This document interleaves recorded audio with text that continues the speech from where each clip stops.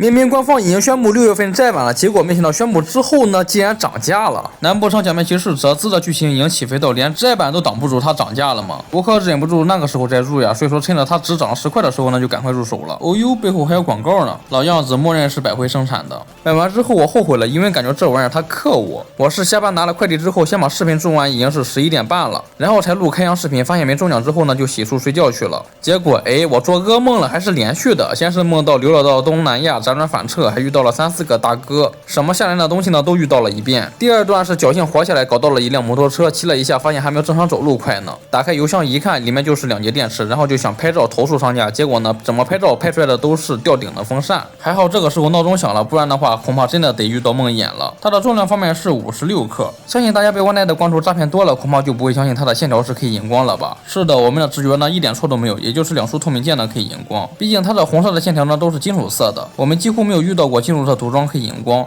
细节方面，这次百惠挺令我意外的，因为没什么中奖。可以看到复眼的区域呢是很大的，一直延伸到了后脑门上，但是末端的尖处呢被界面色给盖住了。眼睛底下的这半圈呢可以看到是黑和金属绿的界面色。2根头角很硬很扎手，注意不要弄断了。额头上的这块红色呢也是透明键，不过也有复眼细节。然后这次呢有个完全新的设计，可以看到这个 V 字形的刻线呢实际上就是2个分键之间的分线嘛。双向两端的黑色呢质感是完全不同的，所以说呢是不同的材质。上边的分键用的是软胶，可以看到是很大一块，身体前后的面积差不多，然后把整个脖子呢给包裹起来了，以至于你看不到任何的关节穿帮效果。这样的话脖子下端就没有关节可动了呀，不过好像也没有什么大影响，因为它没有装甲领子啥的干涉呀。头呢也是可以360度旋转的，其他的要么和胸要么和领子干涉啥的，感觉这次应该能排到中上吧。同理，腰带从腰部改到了胸，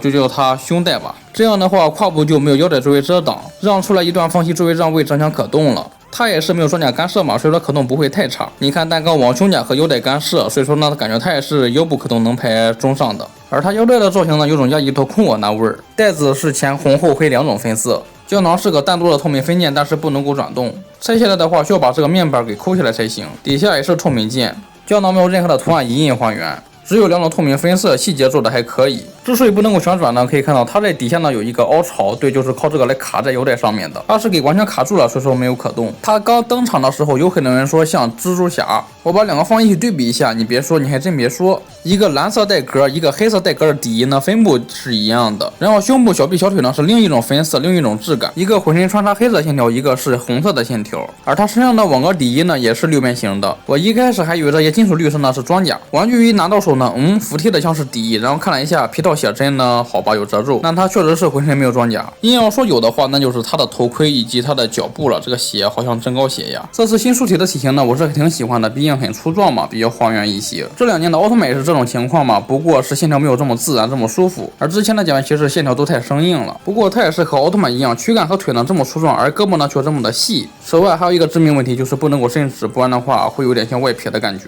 这次的胯部设计呢，比起假面骑士是新规的，但是比起 SHF 呢是旧规的，而且是被淘汰的。老的真骨吊龙珠和美系呢都是用了这种防穿帮胯设计，没有下来关节，全靠这一个分键来防穿帮，我们俗称它 P 连。我是不喜欢这种多一层分键的外观，但是呢把玩体验确实是更好，而且不用担心蹭漆了。就比起之前的骑士呢是有利有弊吧，但是它有一个问题，可以看到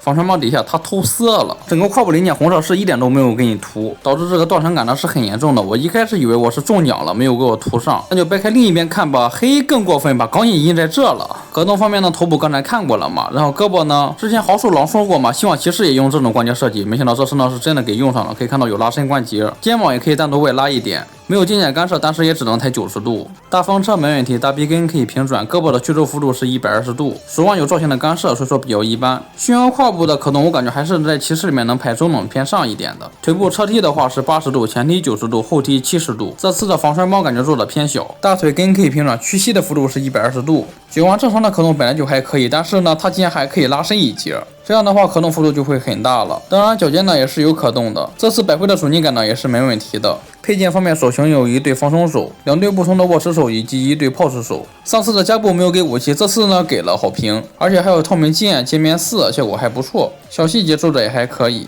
胶囊也是可以放进去的，也是有纤维，就是不好抠出来，需要借助一下蓝灯胶。好的，以上就是 SHF 折资的情况了。新书体的表现我个人还是比较满意的。如果你不急的话，可以赌一下6月再版出货之后呢会不会跌，最低的时候是炫前233。